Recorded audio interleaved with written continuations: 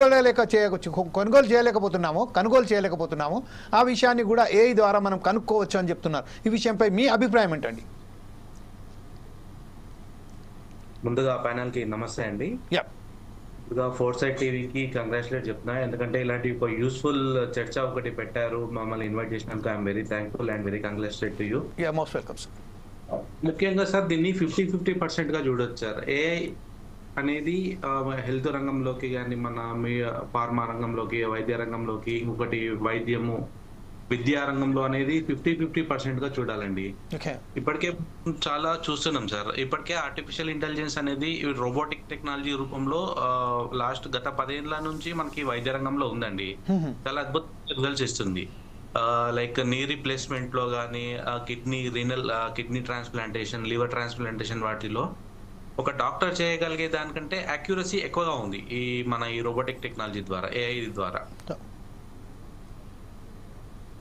దానివల్ల మనకి patient benefit కానీ, పేషెంట్ కి ఇంకా ఎక్కువ అంటే ఇప్పుడు ఫర్ సపోజ్ డాక్టర్ సర్జరీ చేశారు అనుకోండి, ఫర్ సపోజ్ స్కిన్ అనేది కట్ అవ్వాలి, డాక్టర్ చేస్తే 8 ఇంచ్ కట్ అవుతుంది ఇది. అదే రోబోటిక్ టెక్నాలజీ ద్వారా ఏఐ ద్వారా మనం చేసామనుకోండి, అక్కడ స్కిన్ కట్ అనేది చాలా తక్కువ ఉంటుంది, ఇన్వేసివ్ పద్ధతి అనేది చాలా తక్కువగా ఉంటుంది. ఇలాంటివి మనం బెనిఫిట్ గా ఆలోచన చేయొచ్చు. అది 50% బెనిఫిట్ గా మనం ఇందాక మాట్లాడినట్టు దీన్ని బెనిఫిట్ గా చూడొచ్చు. అది కంపల్సరీ రావాల్సింది.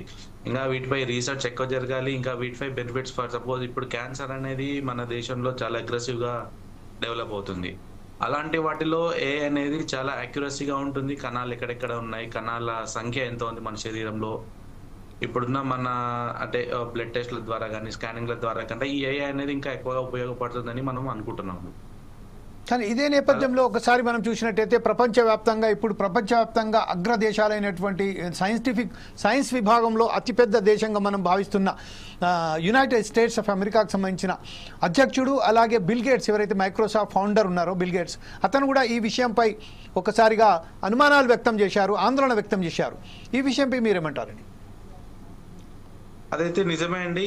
ఈ ఏఐ అనేది ఒక సాఫ్ట్వేర్ రంగంలో కానీ, మెకానికల్ రంగంలో కానీ ఎక్కడైతే హ్యూమన్ రిస్క్ ఎక్కువగా ఉంటుందో, ఫర్ సపోజ్ మనం రీసెంట్ గా అచ్చంపేటలో ఎస్ఎల్బిసి కెనాల్లో ఒకటి బాగా 8 మందిని మనం కోల్పోవడం జరిగింది.